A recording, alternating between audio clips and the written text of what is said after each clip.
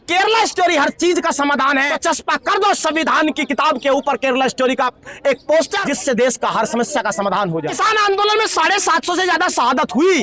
देश ने पहली बार ऐसा देखा है कि इस देश में कोई आदमी किसानों के ऊपर जीप से रौंद सकता है। एक बात आप जीन लीजिए, जब तक इंसाफ नहीं होगा, शहादत एक छोटी चीज है उस गुड़िया के लिए, उस छोटी बच्ची के लिए जिसकी आंखों में हिम्मत इंसाफ की लो जलानी है। वो छोटी बच्ची शायद जानती भी नहीं होगी कि जंतर मंतर की किसी धरती पर तेरे लिए लड़ाई लड़ी जा रही है। उसके लिए अगर शहादत भी हो जाए तो सस्ती है, लेकिन उसे हिम्मत और न्याय दिला कर जाएंगे। मैं मानता हूं उन्होंने ये बयान दिया था कि कपड़े देखकर हम आरोपी पहचान लेते हैं, लेकिन ये सवाल कपड़े देखने से काम नहीं चलेगा। जांच एजेंसी को अपना काम करना होगा और ब्रजभूषण शरण सिंह को सलाखों के पीछे डालना होगा। जी, फर्क पड़ा है इस सूरज की रोशनी को, फर्क पड़ा है इंसाफ की चमक को, फर्क पड़ा है न्याय की दूरी को, क्योंकि भारत पहली बार, काले दिवस पहले भी प्रोटेस्ट में मनाए गए होंगे, संसद के बाहर न जाने कितनी बार काली पट्टियों का प्रदर्शन किया होगा, लेकिन इतिहास गवाह है पहली बार इस देश में बेटियां काला दिवस मना रही हैं। और अगर इस देश की बेटियां काला दिवस मनाएगी,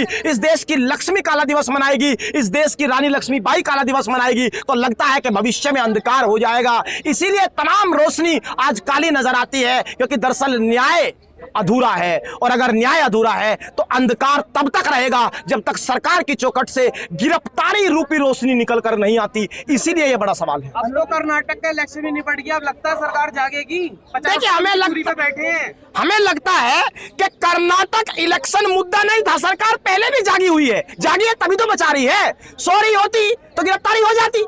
भाई कानून क्या कहता है? कानून कहता है गिरफ्तारी होनी चाहिए, सरकार जगी है शायद इसीलिए गिरफ्तार नहीं हो रहे हैं। एक बात आप समझ लीजिए, इस देश की कानून की किताब में अगर पहली ही लाइन नहीं पढ़ी जा रही है तो हम ये पन्ना ये कहकर नहीं पलटने देंगे कि ये राजपूतों की लड़ाई है, मैं तो इंसाफ मुझे चाहिए, मैं सीधा आदमी हूं, मैंने कुछ नहीं किया, मैं शिलाजीत की रोटियां खाता हूं क्या, तमाम बहानेबाजी चलेगी नहीं। इस देश में कानून पहली लाइन से लागू होगा। इस आदमी को जेल के सलाखों के पीछे जाना होगा, तरीके चाहे जो। साहब कह रहे हैं अनुराग ठाकुर के रोडों पे न्याय थोड़ी मिलेगा, घर जाइए हो जाएगा कानून के तहत। अनुराग ठाकुर की पूरी बात कर लेते हैं। अनुराग ठाकुर ने कितने बयान बदले मैं आपको बताता हूं। सबसे पहले जनवरी में जब ये बच्ची आई थी तो यहां मिलने सबसे पहले अनुराग ठाकुर ही आए थे। उन्होंने कहा कि इंसाफ मिलेगा, कमेटी कार्रवाई करेगी।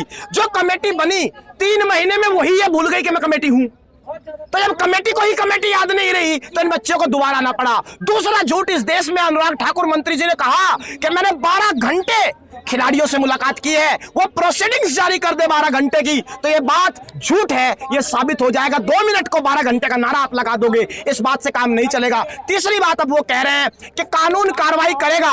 कानून क्या है? एक बार मंत्री जी से आप माइक लगाकर ये और पूछाइए, क्या ये सच नहीं है कि कानून यही कहता है कि पोक्सो में FIR होने के बाद गिरफ्तारी होगी? अगर कानून ये कहता है तो जिस देश में सबसे बड़ी पार्टी की सरकार हो, तथाकथित दुनिया की सबसे बड़ी पार्टी, जिसके पास लोकसभा में 302 सांसद हो, जिसके पास समूचे भारत में 1410 विधायक हो, जिसके पास 23 प्रवक्ता हो जो राष्ट्रवाद का गुणगान 24 घंटे टीवी के फर्जी चैनलों पर करते हो, उस वक्त कोई एक व्यक्ति आकर के बता दे कि इस आदमी की चौखट पर कानून आज नतमस्तक क्यों खड़ा है? अच्छा, मोदी जी के एक ट्वीट तक नहीं आ रहे। मोदी जी केरला स्टोरी पे कहते जाके देख लीजिए, बेटी के साथ न्याय हुआ, वो हाँ, दिखाया गया। यही दुख की बात है कि केरला स्टोरी पर मोदी जी से भी पहले आप थोड़ा सा एक कदम नीचे आओ। Women empower ministry Smriti Irani के पास है, मामला महिलाओं का है। मैडम गई है, फिल्म देखकर बाहर निकल करके कहती है कि सूबे की कोई भी सरकार या सूबे का जिस सूबे का मुख्यमंत्री से बैन करेगा, यह माना जाएगा कि वो महिला हिंसा के साथ है। क्यों नहीं मैडम हम ये मान ले कि आप महिला हिंसा पर कोई बयान दे नहीं रही है, तो आपकी ये चुप्पी, आपका ये समर्थन भी महिला हिंसा के साथ है। इसीलिए आपको कहा जा रहा है कि अगर केरला स्टोरी हर चीज का समाधान है तो चस्पा कर दो संविधान की किताब के ऊपर केरला स्टोरी का एक पोस्टर, जिससे देश का हर समस्या का समाधान हो जाए। तो मोदी जी का ट्वीट नहीं आना किस तरीके से देखते हैं? कोई बयान नहीं आया। हम कह रहे हैं कि क्या ट्वीट का मुद्दा है क्या यार? इस देश के ओलंपिक मेडल बेटियों के साथ न्याय के लिए, न्याय की चौखट पर अन्याय हो रहा है, क्या सिर्फ ट्वीट से काम चलेगा? ये ट्वीट से काम नहीं चलेगा। ये बेटियां किसान की बेटियां है। इस आदमी को, हमें किसी का ट्वीट नहीं चाहिए यार, हम सस्ते लोग नहीं है। सुप्रीम कोर्ट ने कहा है ना, निचली अदालत में जाएं, हाई कोर्ट में जाएं, अगर गिरफ्तारी नहीं हो रही है तो कोर्ट से ऑर्डर कराएं। फिर देखिए, 2 बातें आप समझ लीजिए। एक होता है डिस्पोज्ड ऑफ और एक शब्द होता है डिसमिस्ड। हमारी एप्लीकेशन को जिस तरह मीडिया पेश कर रहा है वो डिस्पोज्ड ऑफ हुई है, वो डिसमिस्ड नहीं हुई। कोर्ट ने कहा कि आपने पेटिशन में इतनी ही डिमांड की थी कि एफआईआर करा दो, हमने आपका काम पूरा कर दिया। दूसरी बड़ी बात, अगर हमें सिर्फ कोर्ट से ही न्याय चाहिए होता तो हम महंगे वकीलों के पास आते, गांधी के रास्ते पर चलकर सड़क पर संघर्ष नहीं करते। हमारा सवाल देश की सरकार से है और भारत की संविधान सभा ने यह सुनिश्चित किया था कि इस देश में न्यायपालिका, कार्यपालिका और विधायिका 3 अभिन्न अंग है। तो न्यायपालिका ने अपना काम पूरा कर दिया, बात कार्यपालिका से हो रही है और इसे यह काम करना होगा क्योंकि कानून लागू करने की जिम्मेदारी दिल्ली पुलिस की है और मौजूदा सरकार की है। दिल्ली तो अमित शाह के और वो कैबिनेट अमित शाह मोदी जी कहते इस्तीफा दे दूंगा मैं। सवाल यही है कि इस आदमी को इतनी हिम्मत किसने दी कि अपने कुकर्मों को छिपाने के लिए इसने प्रधानमंत्री के नाम की चादर ओढ़ ली। 3 नाम ले लिए ना जी, उन्होंने 3 नाम लिए, देश के प्रधानमंत्री श्री नरेंद्र मोदी, गृह मंत्री अमित शाह और भारतीय जनता पार्टी के अध्यक्ष जेपी नड्डा। क्या इस देश में कानून की पहचान सिर्फ ये 3 नाम है? तमाम संस्थाएं खत्म हो चुकी है, कोई जांच एजेंसी बची नहीं। क्या नरेंद्र मोदी देश के प्रधानमंत्री होकर अब ये भी जांच करेंगे कौन आरोपी है कौन नहीं? मैं मानता हूं उन्होंने ये बयान दिया था कि कपड़े देखकर हम आरोपी पहचान लेते हैं, लेकिन ये सवाल कपड़े देखने से काम नहीं चलेगा। जांच एजेंसी को अपना काम करना होगा और ब्रजभूषण शरण सिंह को सलाखों के पीछे डालना होगा। देखिए, महिलाओं के सम्मान में देश दोबारा आया है, पहले 2011 में भी आया था। उस स्थिति पर जरा गौर कीजिए। उस स्थिति में 2011 में जो आज सत्ता में है तब ये विपक्ष में थे। निर्भया के लिए जब ये लोग निकले थे, क्या ये राजनीति कर रहे थे? अगर निर्भया के मामले में ये लोग राजनीति कर रहे थे, बेटियों के मामले में अगर सड़क पर आना राजनीति है तो फिर हम राजनीति ही कर रहे हैं, लेकिन हम बेटियों के सम्मान में अलग जगाते रहेंगे। और ये लो जो यहां से आज जली है तब तक जलती रहेगी जब तक हर बेटी को क्या नहीं मिलेगा, इंसाफ नहीं मिलेगा। ये तय है। अगले साल ओलंपिक है, इस पर क्या लग रहा है? हाँ, ओलंपिक से पहले एक बात और पे आ जाओ, बहुत काम की बात याद दिला दी भाई। परसों का इंडियन एक्सप्रेस आप पढ़िए, इस देश की सरकार ने बड़ी घोषणा की है। उन्होंने कहा कि 2024 में 26 जनवरी रिपब्लिक डे के दिन महिलाएं ही सिर्फ परेड में शामिल होगी। तो भाई ये 3 महिलाएं हमारी भी है, ये खिलाड़ी भी है और ये परेड भी अच्छी जानती है। अगर सरकार इस मामले में इंसाफ नहीं करती तो किसान आंदोलन में भी 26 जनवरी को इतिहास लिखा था। ये बेटियां लाल किले की प्राचीर से इस देश के प्रधानमंत्री से पूछेगी कि कानून की वो कौन सी कमजोरी थी कि ब्रजभूषण शरण सिंह की चौखट पर जाकर उसने घुटने टेक दिए थे। ये बेटियां पूछेगी कि जब सूरज उगता था, जब इस देश में बेटी पढ़ाओ बेटी बचाओ का नारा लगता था, उस वक्त जंतर मंतर की सड़कें से खिड़कियां बंद प्रधानमंत्री कार्यालय की क्यों हो गई थी? ये बेटियां पूछेगी कि हर नन्ही गुड़िया को इंसाफ कब मिलेगा? मोदी जी उसी लाल किला से तो बेटी बचाओ बेटी पढ़ाओ की बात करते हैं। हाँ, उसी लाल किले से ये भी करेंगी। इस बार दोनों बातें ठीक होंगी। क्यों? क्योंकि दरअसल वुमेन्स का प्रोग्राम है, महिलाएं सम्मिलित होगी और ये भी महिलाएं आमने सामने रहेंगी। जी बिल्कुल। तो किसान आंदोलन में 700 से ज्यादा मरे थे, पहलवानों को ही मरना पड़ेगा क्या? किसान आंदोलन में 750 से ज्यादा शहादत हुई।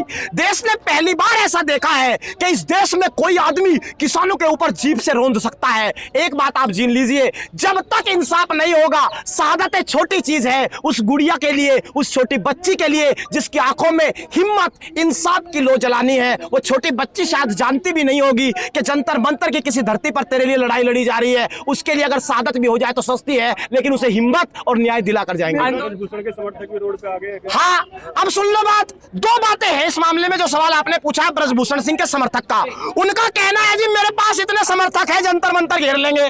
बिल्कुल लेके आओ, लेकिन अपनी बच्चियों को गोद में लेके आना। अपने बच्चों को ब्रजभूषण शरण सिंह के समर्थक गोद में उनसे नजर मिला करके कह दे कि बेटियों को इंसाफ दिलाना गुनाह है। वो कह रहे जी ट्रैक्टर हमारे पास भी बहुत है, ट्रैक्टर तो ले आओ, क्योंकि एक कहावत है कि वो मेरी पीठ में पीछे से खंजर तो घोपेगा, नजर मिलाएगा तो मुझे कैसे मारेगा। ट्रैक्टर तो आ सकता है, लेकिन वो बेटियों के खिलाफ, इंसाफ के खिलाफ, बच्चियों के खिलाफ चलेगा कैसे? उसे ड्राइवर को कह रहे हैं यहाँ पे टुकड़े टुकड़े गैंग की एंट्री हो चुकी है, शाहीन बाग वाले आ चुके हैं। हम एक बात आप समझ लीजिए, देखो हमारा हो रखा है ट्यूशन पूरा, क्यों हो रखा है और बता देता हूं आगे क्या होगा। किसान आंदोलन में यही काम होते थे। पहले खालिस्तानी खालिस्तानी खालिस्तान दो, कौन पता नहीं पागल आ जाता था। हमने कहा भाई पुलिस को पकड़ो, हमारा क्या मतलब खालिस्तान से। फिर आ गए हिंदू राष्ट्र दो, हमने कहा भाई पकड़ो, हमारा क्या मतलब हिंदू राष्ट्र से। फिर क्या हुआ, अचानक से कुछ लोग आ गए, सड़क खाली करो, हम तो बिजी हैं, हमें दिक्कत होती है। पत्थरबाजी हुई, किसानों के ऊपर यहाँ पत्थरबाजी भी हो सकती है। ये सारे हथकंडे पहले फ्लोप हो चुके 13 महीने में। हमें पता है आगे क्या क्या होना है, क्योंकि हमने ट्यूशन पूरा कर रखा है 13 महीने की डिग्री लेके। तो इन चीजों से हम घबराते नहीं, हमें पता है कितने हथकंडे अपनाए जाएंगे। आज आंदोलनजीवी भी हैं, कल शायद फिर खालिस्तानी कहे जाएंगे, कल फिर पाकिस्तानी कहे जाएंगे। हो सकता है कोई आकर के बेचारा ये भी कह दे ब्रिटेन से फंड लेके बैठे हैं। ब्रिजभूषण कह रहे हैं अगर मैं दोषी पाया जाऊं तो मुझे फांसी में चढ़ा दीजिए, वो डंके की चोट पर कह रहे हैं मीडिया में। डंके की चोट पर क्यों कह रहे, सर कारण जानो। क्योंकि वो ये कह रहे भाई ना तो मैं जेल में जाऊंगा, ना कानून की किताब खुलेगी, और मेरे ऊपर तो 84 FIR थी, आज तक तो कोई फाइल खुली नहीं, ना ये खुलेगी। इसलिए कुछ भी कह लो भाई, जेल में जाओ, फास्ट ट्रैक कोर्ट सरकार तुम्हारी है, बैठाओ 8 दिन में दूध का दूध पानी का पानी। और एक काम और कर दो, इन बच्चों ने नार्को टेस्ट की मांग की है इस देश में। महाभारत में जब द्रौपदी को धृतराष्ट्र ने स्वीकार नहीं किया और कहा कि यह समाज के खिलाफ है, 5 पतियों के साथ एक महिला नहीं आ सकती, तो सबसे पहले द्रौपदी ने कहा था कि मैं अग्नि परीक्षा के लिए तैयार हूं। एक बात ध्यान रखना, इन बच्चों ने अग्नि परीक्षा की बात कही है। अगर वो आदमी फांसी पे लटकना चाह रहा है, उससे पहले अग्नि परीक्षा दे दे, नार्को टेस्ट करवा ले और खुद ही आकर के कह दे, बात ही खत्म हो जाएगी।